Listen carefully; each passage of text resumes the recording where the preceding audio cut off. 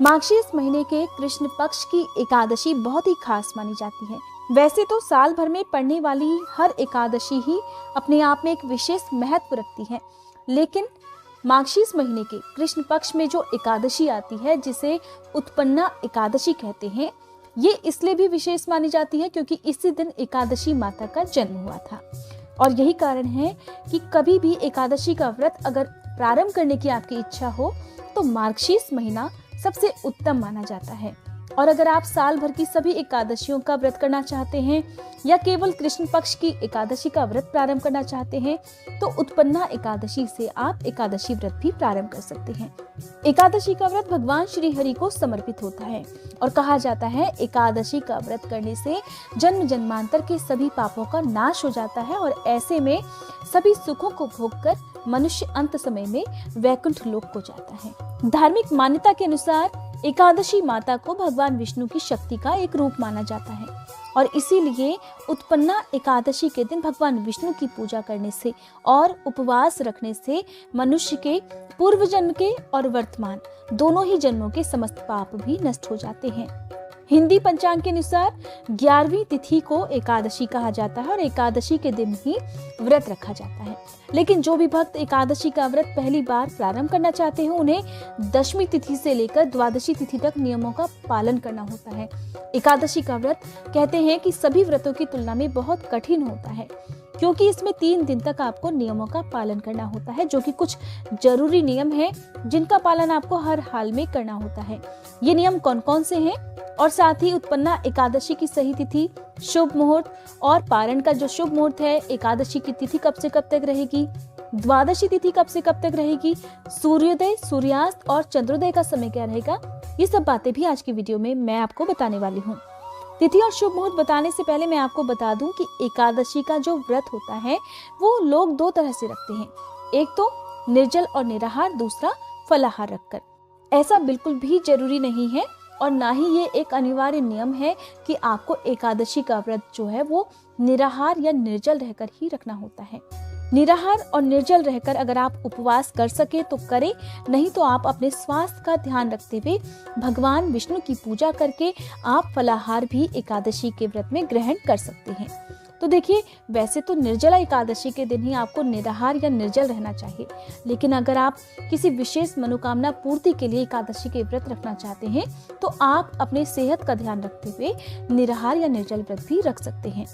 अब एकादशी का व्रत जो आप रखना चाहते हैं उसके नियमों का पालन आपको 10वीं तिथि से करना होता है। कुछ जरूरी नियम होते हैं, जैसे कि 10वीं तिथि को किया गया भोजन शुद्ध सात्विक होना चाहिए, लहसुन प्याज का प्रयोग नहीं होना चाहिए। कुछ दालें हैं जैसे कि मूंग, मसूर, उड़द, ये आपको 10वीं तिथि के दिन भी नहीं ग्रहण करनी चाहिए। किसी प्रकार का जुआ, किसी प्रकार का गुटखा, बुरी आदतों का त्याग आपको 10वीं तिथि से द्वादशी तिथि तक जरूर करना चाहिए, क्योंकि एकादशी के व्रत में किसी भी प्रकार की फूल, पत्ती, पौधों को तोड़ना पाप माना जाता है। यहाँ तक कि तुलसी जी के पत्ते भी नहीं तोड़े जाते हैं और भगवान विष्णु जो है वो अपना भोग बिना तुलसी दल के स्वीकार नहीं करते हैं। इसीलिए आप 10वीं तिथि के सूर्यास्त से पहले पहले ही तुलसी दल भी तोड़कर जरूर रख लें और एकादशी और द्वादशी तिथि को भगवान श्री हरि को जब भी आप भोग लगाएं तुलसी दल जरूर रख कर दें। अगर आपके पास भोग लगाने के लिए कुछ भी नहीं है तो आप केवल जल और तुलसी दल भी भगवान श्री हरि को अर्पित कर सकते हैं। भगवान श्री हरि की पूजा में एकादशी के दिन आप पीले रंग का प्रयोग ज्यादा से ज्यादा करें तो ज्यादा अच्छा होगा। स्नान करके खुद भी पीले वस्त्र धारण करें और भगवान श्री हरि को पीले रंग की चीजों का भोग लगाएं। आप पीले रंग के फलों का भोग लगा सकते हैं, केला आप अर्पित कर सकते हैं, साथ ही पीले फूल और पीले ही वस्त्र भगवान श्री हरि को अर्पित करने चाहिए। क्योंकि उत्पन्ना एकादशी है तो इस एकादशी का जो महत्व है वो और भी अधिक बढ़ जाता है। मार्गशीर्ष महीना समर्पित होता है भगवान कृष्ण को। जिस तरह से कार्तिक का महीना भगवान श्री हरि को समर्पित होता है, उसी तरह से पूरे मार्गशीर्ष महीने में भगवान कृष्ण की पूजा विशेष रूप से की जाती है। तो आप उत्पन्ना एकादशी के दिन भगवान कृष्ण की पूजा भी जरूर करें। माखन मिश्री का भोग उन्हें लगा सकते हैं। आपके घर में अगर लड्डू गोपाल जी हैं तो उन्हें नई बांसुरी लाकर दे सकते हैं। आप मोर पंख भी आज के दिन अपने घर पर ला सकते हैं। और दूसरी सबसे जरूरी बात कि उत्पन्ना एकादशी का जो व्रत होता है इसमें आपको फल ही ग्रहण करने चाहिए। और जब आप द्वादशी तिथि के दिन अपना व्रत खोलें तो फल खाकर ही अपना व्रत तोड़ें। फल कोई सा भी हो सकता है, कोई सा भी मौसमी फल आप भोग लगाएं और उसी को आप खाकर अपना व्रत खोल भी सकते हैं। बाकी द्वादशी तिथि को चाहे आप अन्न ग्रहण करके अपना व्रत खोलें, लेकिन उत्पन्ना एकादशी के दिन भगवान श्री हरि को, भगवान कृष्ण को फलों का ही भोग लगाया जाता है और फल खाकर ही व्रत खोलना भी चाहिए।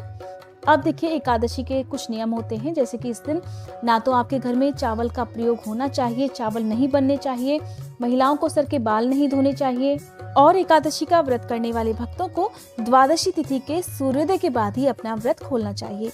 व्रत खोलने से पहले यथासंभव दान दक्षिणा भी जरूर देनी चाहिए। अगर आप दान समय पर ना दे सके तो आप दान में दी जाने वाली जो भी सामग्री है, चाहे वो अनाज हो, रुपए पैसे हो, उन्हें आप उठाकर रख सकते हैं और बाद में जब भी आपके लिए संभव हो तो उसका दान आप जरूर करें। आइए अब जान लेते हैं साल 2021 में माघशीस मास के कृष्ण पक्ष में पड़ने वाली उत्पन्ना एकादशी की तिथि और शुभ मुहूर्त के बारे में। साल 2021 में 30 नवंबर मंगलवार के दिन उत्पन्ना एकादशी का व्रत रखा जाएगा और एक दिन पहले यानी कि सोमवार को आपको एकादशी के कुछ नियमों का पालन करना चाहिए।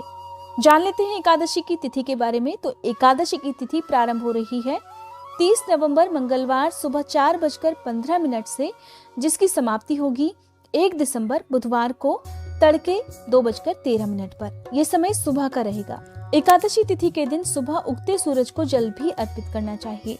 सुबह सूर्योदय का समय रहेगा 6:54 पर और सूर्यास्त का समय रहेगा शाम 5:36 पर। द्वादशी तिथि प्रारंभ हो रही है 1 दिसंबर बुधवार की सुबह 2:14 से, जिसकी समाप्ति होगी 1 दिसंबर बुधवार की रात 11:35 पर। इस तरह से 1 दिसंबर को सुबह से लेकर रात तक द्वादशी तिथि रहने वाली है। द्वादशी तिथि के दिन सूर्योदय का समय रहेगा सुबह 6:55 और सूर्यास्त का समय रहेगा शाम 5:36 पर।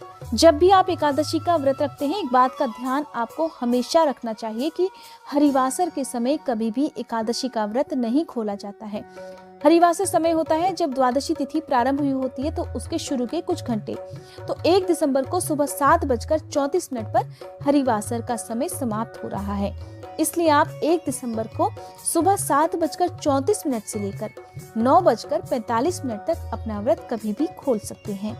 हरिवासर के समय खोला गया व्रत भगवान श्री हरि स्वीकार नहीं करते हैं, तो इस बात का आपको ध्यान रखना है। आप पूजा कर सकते हैं, लेकिन अगर आप किसी ब्राह्मण देवता को दान देना चाहते हैं, किसी निर्धन को, किसी जरूरतमंद को कोई भी दान की सामग्री देना चाहते हैं, तो वो आप हरिवासर का समय बीतने के बाद ही दे सकते हैं। एकादशी के दिन अन्न का त्याग किया जाता है, लेकिन जो लोग फलाहारी व्रत रखना चाहते हैं तो आज के दिन आप कोई भी मौसमी फल खा सकते हैं या फिर आप कुट्टू का आटा या आलू भी खा सकते हैं। और अगले दिन जब आप व्रत खोलें तो आप कोई भी जो भी भोजन आपके घर में बनता है शुद्ध सात्विक होना चाहिए। लहसुन प्याज का प्रयोग उस भोजन में बिल्कुल नहीं होना चाहिए। तो कोई भी मौसमी सब्जी भी आप खा सकते हैं, उसका भोग भी आप भगवान श्री हरि को लगा सकते हैं। एकादशी के दिन भगवान श्री हरि को पंचामृत का भोग या फिर कसार जिसे बोलते हैं, आटे को घी में भूनकर उसमें चीनी मिलाकर जो एक प्रसाद तैयार किया जाता है, उसे खास तौर पर एकादशी के दिन भगवान श्री हरि को समर्पित किया जाता है।